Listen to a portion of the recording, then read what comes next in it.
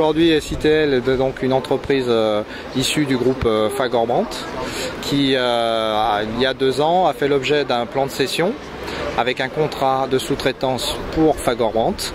Ce contrat de cession au bénéfice de Pierre Millet, qui lui est venu avec des projets de développement de nouveaux produits, notamment des produits dans le cadre de la filtration de l'eau et des produits dans le cadre du véhicule et la mobilité électrique. Ce projet était donc associé à un contrat de sous-traitance avec Fagorbrandt, contrat qui se voulait dégressif jusqu'en 2015. Pendant ce temps-là, on faisait le développement produit, qui a donc été fait dans les 2 premières années, qui a permis la commercialisation et la mise en commercialisation donc, de nouveaux filtres et de véhicules utilitaires, de scooters et de vélos électriques. Et nous sommes arrivés à un moment où, au moment du lancement de toute la partie commerciale, du réseau commercial, Fagorbrandt a déposé son bilan. Et donc, il nous a entraîné derrière lui, par la perte de chiffre d'affaires que cela représentait, le fait que les nouveaux produits n'avaient encore pas trouvé leur essor, eh bien, nous n'avons pas pu résister à cette perte de contrat. Et cela s'est traduit par, à notre tour, plusieurs mois après, le 2 janvier exactement, déposer également le bilan.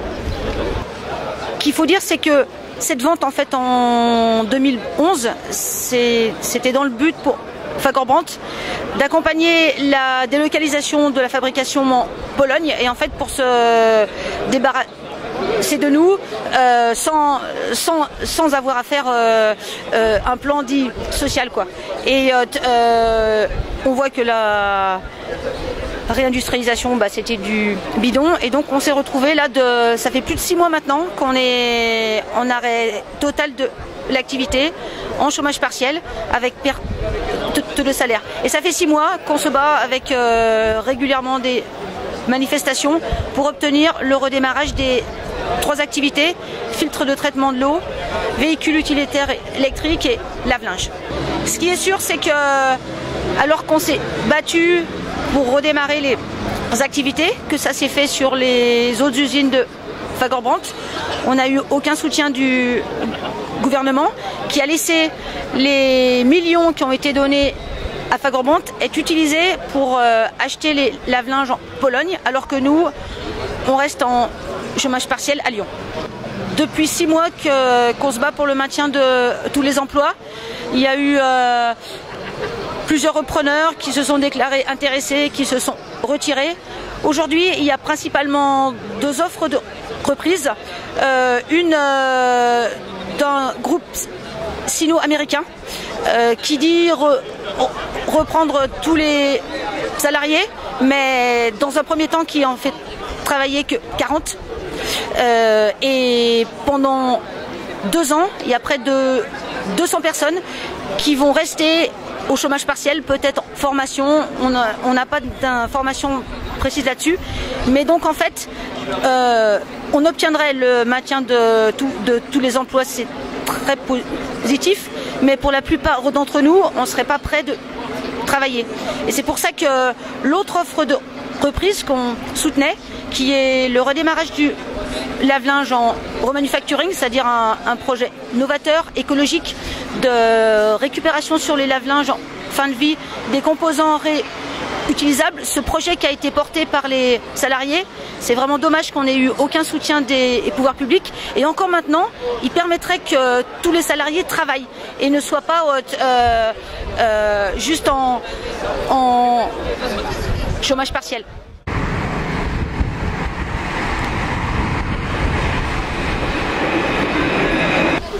À votre avis, pourquoi est-ce que le groupe sino-américain est intéressé pour reprendre votre entreprise? Donc, pour les avoir rencontrés dans le cadre du CE au moins 2 fois, ils nous ont exprimé un projet ambitieux, notamment orienté sur le véhicule électrique. Ils sont eux-mêmes aujourd'hui fabricants d'un véhicule électrique en Amérique.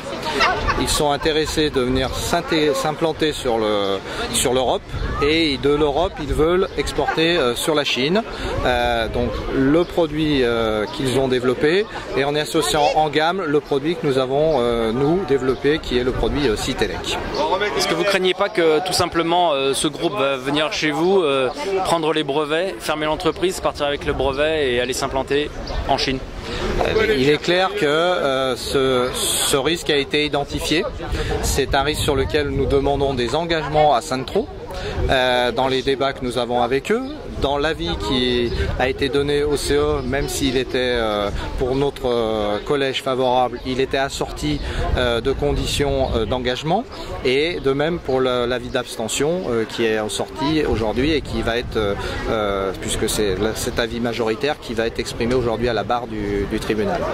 J'ai une question un peu plus généraliste, mais à votre avis, pourquoi est-ce qu'aujourd'hui il y a une crise majeure en Europe et une crise très très forte en France par rapport à la perte d'industrie? À votre avis, le pourquoi global, c'est quoi? Le pourquoi global, il est effectivement lié à une conjoncture dont on sait qu'elle est basée sur un rapport des coûts de production et de la rentabilité associée. On le voit typiquement sur un produit de type lave-linge, produit de grand public, où aujourd'hui il n'y aura plus de fabricants sur le marché français. Les pays de l'Est, et encore, on le voit au travers de la reprise Fagorbrandt, où clairement le Cévital de repreneur d'ores et déjà est dans un plan de délocalisation sur l'Algérie pour des questions de main-d'œuvre.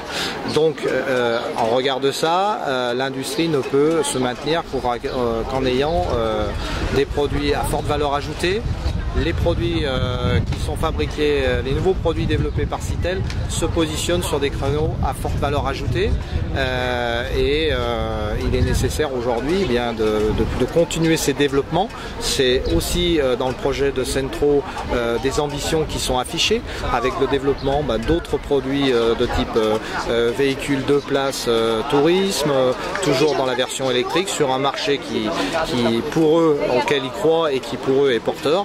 Et donc à ce titre-là, on peut penser que aujourd'hui nous avons les conditions qui vont permettre le maintien de l'emploi sur cette partie-là. Il est certain que sur d'autres domaines d'activité liés à cette concurrence mondiale et au coût de la main-d'œuvre, on a une difficulté réelle à maintenir l'emploi en France. Encore une dernière question par rapport à, comme vous disiez, à la concurrence mondiale. Est-ce que vous pensez que l'Union européenne protège assez les industries européennes et françaises donc? Alors, c'est effectivement une question importante. Maintenant, on l'a vu au travers du vote qui a pu être fait lors des élections européennes, d'une façon un peu majoritaire aujourd'hui. Il y a effectivement, et pas qu'en France, mais sur l'ensemble de l'Europe, on voit bien qu'il y a une inquiétude sur cet aspect-là, et que c'est certainement le message politique qui pourra, souhaitons-le, être retenu. Maintenant, il est vrai que dans cette concurrence mondiale, on a des fois l'impression qu'il y a des inégalités sur l'exigence de l'industrie en France. Pour prendre l'exemple du périmètre français, mais aussi européen, on s'impose un certain nombre de normes qui ne sont pas les mêmes sur d'autres continents, et qui aussi, au-delà des coûts de main-d'œuvre, viennent en plus perturber et donner de l'égalité des chances sur le fait de pouvoir produire des produits et les commercialiser dans l'ensemble du monde.